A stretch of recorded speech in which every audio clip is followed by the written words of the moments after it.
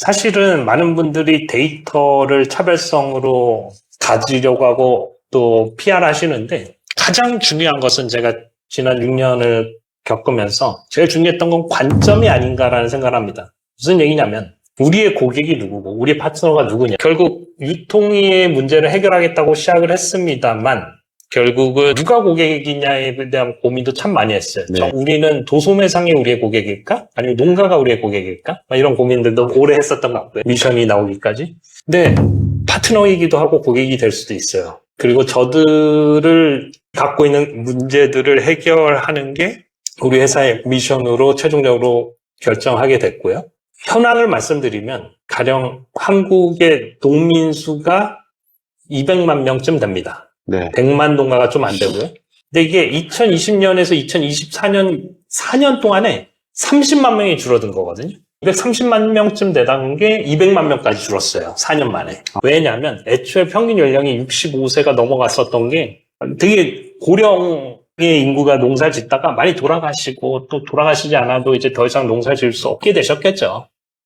근데 그에 반면에 그 청년농, 후계농이라고 불리는 그들. 근데 유입은 그렇게 많지 않습니다. 그래서 정부에서 최근에 특히 최근 몇 년 사이에 막대한 재원을 투입해서 후계농들을 지원하는 정부 지원 사업들을 많이 하고 계세요. 여기서 잠깐 좀 짚고 넘어갈게요. 우리나라 인구가 약 5천만 가까이 되는데 5천만 가까운 인구 중에 농업에 종사하는 분야 인구가 약 200만 명 정도밖에 없다라는 게 네. 20% 정도는 우리가 이 국가가 지탱이 되려면 농업이 우리가 자급할 수 있는 정도가 되려면은 뭐 수출입을 빼고 그냥 자급하는 비중이 20% 이상은 돼야 되지, 25% 정도는 돼야지만 자급할 수 있는 정도가 되는 걸로 저는 이해를 하고 있는데.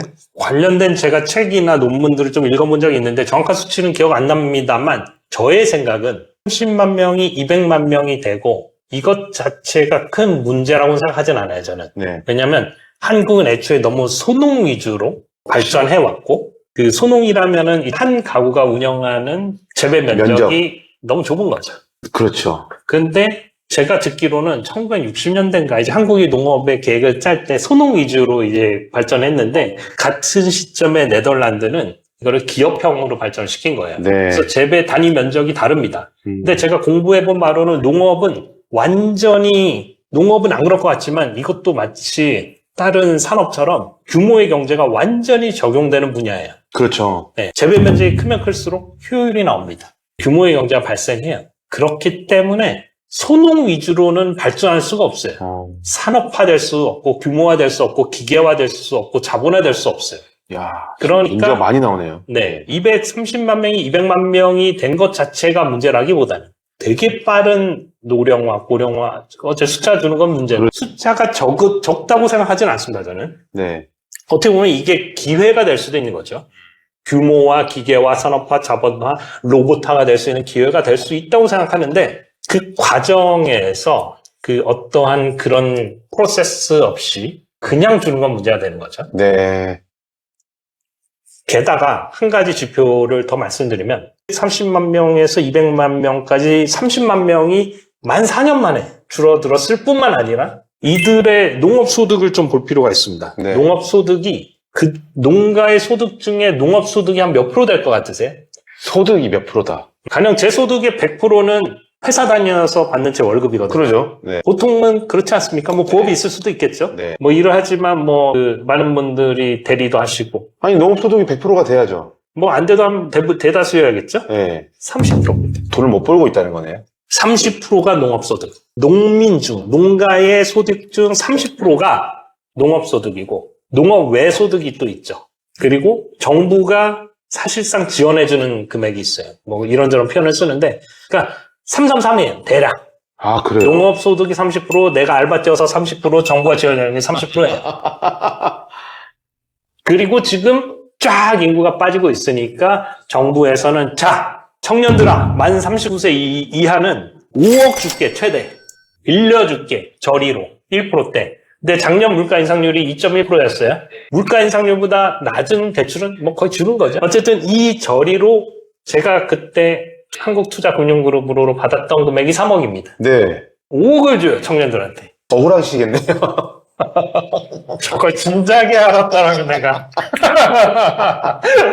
그럼 아, 네네네. 아니, 잠시만요. 저는 지금 40대가 훌쩍 넘어서 50을 바라보고 있어서. 데이터 얘기다 지금 관점으로 왔어요. 타겟 어디언스에 대해서 누가 고객인가를 지금 고민하다 하셨다고 했는데, 네. 결국 내 돈 버는 파트너가 연령층들이 고령화돼 있고, 이제 모집단이 230만 명에서 200만 명 줄어들고 있는, 급격히 지금 인구가 소멸되고 있는 이 현상 가운데, 그들을 또 분석을 해 보았더니, 이분들이 농업소득이 30% 정도밖에 채 안 되더라. 333이다. 농업 외소득과 지원금이 해서 이거는 뭐 노예 같은데요. 그러니까 이것은 사실 5억을 빌려줬을 때 그건 참 대단한 기회긴 한데 네. 농업이라는 게 기본적으로 프로라는 건 돈이 안 된다는 얘기 아니겠습니까?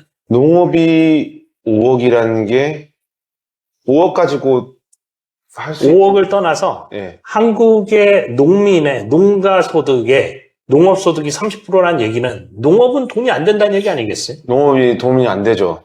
돈이 안 돼서 네. 5억을 빌려주는 건데. 근데 그러면은 5억이 있으면은 내가 농업 소득이 늘어날까요? 어쨌든 네. 저는 그 숫자에 되게 집착하고 있어요. 농업하면은 쉽게 얘기하면은 알바 뛰어야 된다는 얘기잖아요. 그러네요. 이거 그거를 누가 귀농을 하겠어요? 목사님들이 주유소 알바한다는 말을 들어봤어요. 근데 그분들은 어떤 소명의식이기 때문에 그조차도 감사하고 살 수 있는데 농업에 종사하시는 분들이 그런 소명의식까지 기대할 수는 없을 것 같은데. 그렇죠. 그러니까 어떻게 하면은 농업 소득률이 올라가는가? 농업만으로 밥 먹고 살 수 있는가? 농업만으로 아이들 길러서 공부시켜가지고 할 수 있는지 어려울 것 같거든요. 숫자가 그렇게 얘기하잖아요, 통계는. 그러면 우리는 돈 버는 농사의 파트너가 돼야겠다고 결심하게 되는 순간이었어요. 와, 여기까지 돈 버는 농사의 구호라고 해야 되나요? 네. 이 네토그린이 항상 쓰는 캐치프레이즈가 돈 버는 농사인데, 네. 와. 저희가 믿는 농업 혁신은 무슨 IT 데이터, 제가 그 관점을 옮긴 이유가 바로 여기 있는데요. 혁신이라는 게 뭐죠? 제가 생각하기에는 농가가 돈 버는 게 혁신입니다. 물론 그러기 위해서 이 데이터를 잘 활용해야 되고 사업 모델도 중요하고 뭐 자본, 정책 모든 게 중요한데 우리 목표가 뭐냐는 거죠. 관점이 뭐냐는 거예요. 농가가 30%가 아니라 그거보다 훨씬 높아야죠.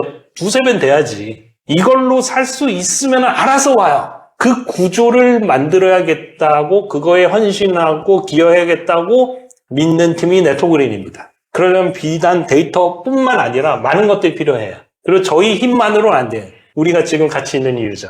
제가 도움을 청하는 이유예요. 와. 잠시만요.